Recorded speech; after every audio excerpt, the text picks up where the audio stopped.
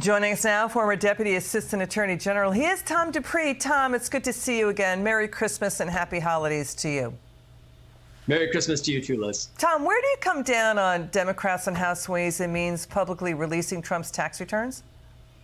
Well, my first reaction is that the seemingly never-ending saga of Trump's tax returns appears to be coming to an end, or at least the end is in sight. This, as you know, has been a years-long pursuit in multiple forums, multiple ways. They've been trying to pry these tax returns out of Donald Trump, and it looks like they finally succeeded, and these returns are going to become public probably within the next 48 hours or so. So now it's leaking out. Media is quoting anonymous tax lawyers in Congress saying there are dozens of dubious deductions, private jet expenses, charitable deductions that look doubtful, payments to the former president's children, nearly $127 million in write-offs over 5 years tied to an entity that didn't appear to be selling anything. This coverage said he paid no income tax during his last year as president. He took no salary for 3.5 years.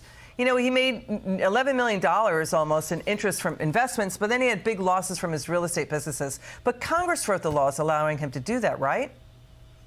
Yeah, and look, there's nothing illegal about taking deductions. You know, you're entitled to minimize your taxes through all legal means. I think what's interesting about this situation, Liz, is that by putting these tax returns out publicly, they're basically going to be crowdsourcing an audit where you can imagine that all sorts of tax professionals and people are going to be looking over the former president's returns with a fine-tooth comb, basically saying, should he have taken this deduction? Should he have recognized this business loss? So this may just be the start of a debate that will play out over the weeks and months ahead as everyone scrutinizes what's in those returns. Well, I mean, MSNBC, their whole MO is to have this niche of the country, this corner of the country that only wants to talk about Trump.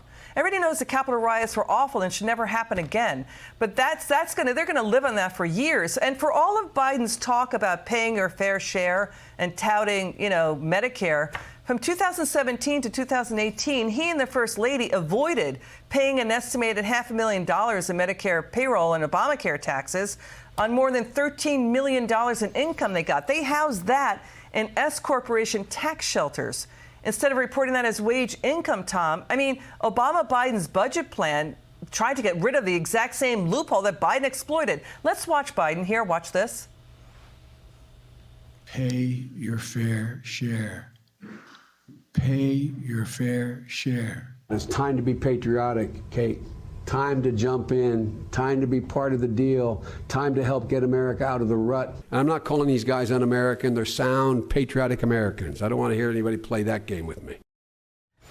Okay, you hear more of the bullying rhetoric, Tom, but, you know, they did use S corporations to shelter their income from books and speeches or whatever it was to avoid maybe $500,000 in income. So how's that not? Is that paying his fair share, Tom?